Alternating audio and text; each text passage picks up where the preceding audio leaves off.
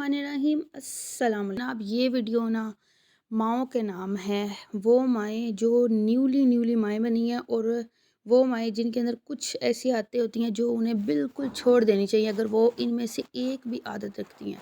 तो सबसे पहले as a mom, as a mother आपने कभी भी अपने बच्चे को किसी दूसरे के बच्चे के साथ कंपेयर नहीं करना, ना ही अपने 2 बच्चों को कंपेयर करना है। एक बच्चा बड़ा है, एक छोटा है, आप बार-बार कहेंगे वो देखो ना तुम्हारा भाई कैसे करता है, वो देखो ना तुम्हारी बहन कैसे काम करती है, तो छोटा बच्चा बहुत ज़्यादा कॉम्प्लेक्स का शिकार हो जाता है।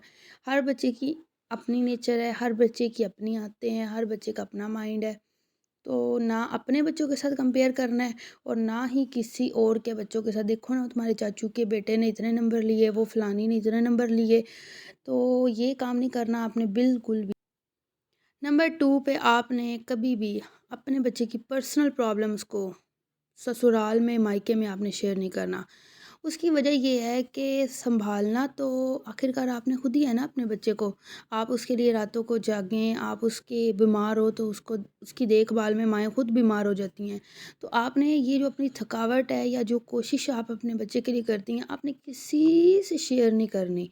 किसी को फ़र्क नहीं पड़ता अगर आपकी सास हैं या आपकी माँ हैं, वो ये टाइम गुज़ार चुके हैं। आपकी मदर थोड़ा एक्सेप्शनल केस होती है, माँ का तो आपको पता है कि किसी के साथ हम कंपैरिज़न कर ही नहीं सकते। तो आप शेयर कर लें, लेकिन बहुत ज़रूरी है और वो ये है कि आपने कभी भी अपने बच्चे के सामने फैमिली इश्यूज़ को डिस्कस नहीं करना। यानी कि आप अपने मामू के घर के मसले, चाचू के घर के मसले, देवरानी के, जेठानी के, अपने हस्बैंड के, ये बहुत ही बुरी बात होती है और बच्चे हमेशा लड़ते हैं और बच्चों की वजह से लड़ाइयाँ हो भी जाती हैं, लेकिन बच्चे राज़ी हो जाते हैं और बड़े नाराज़ होकर बैठ जाते हैं। तो बच्चों की लड़ाइयाँ बच्चों के लेवल तक रखनी चाहिए। जो भी मसले मसाइल और लड़ाई हो, वो बड़ों के लेवल तक होनी चाहिए। और दूसरा, आपने कभी भी अपने जो कॉम्प्लेक्सिटीज़ हैं, अपने जो ड्रीम्स हैं, उनको अपोज़ नहीं करना, उनको फ़ोर्स नहीं करना बच्चों पे कि आपने ये करना ही करना है। आपने तो डॉक्टर बनना ही बनना है। भाई उसका जो माइंडसेट होगा, उसकी जो आदतें होंगी, उसका जो दिमाग होगा, उसके हिसाब से उसका जो इंटरेस्ट होगा, उसके हिसाब से वो अपना सब्जेक्ट सेलेक्ट कर सकते हैं। और बाकी रही ये बात कमाई-शमाई की कि पढ़ाई कमाई के लिए होती है, तो इसका तो आपको छोड़ ही देना कि आपकी अल्लाह की ज़ात ने जो रिज़्क लिखा है आपके बच्चे के नसीब में, वो लेकर आया।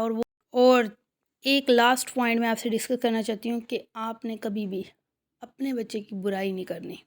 कुछ भी हो जाए, लिख के अपने साथ पल्लू के साथ बांध लें। एज़ अ मदर आपने इसकी हमेशा पॉजिटिव बात को हाईलाइट करना है। कभी भी आपने बुराई नहीं करनी और खुल के बच्चों को अप्रिशिएट करना है कि बच्चे का दिल खुश हो जाए। चाहे उसने कोई छोटे काम किया हो, छोटी सी पेंटिंग बनाई हो, कोई क्रिएटिविटी की हो, लेकिन आपने उसको अप्रिशिएट इस लेवल पे करना है कि उसका कॉन्फिडेंस बूस्ट करे और नेक्स्ट टाइम वो और क्रिएटिव होके सोचे।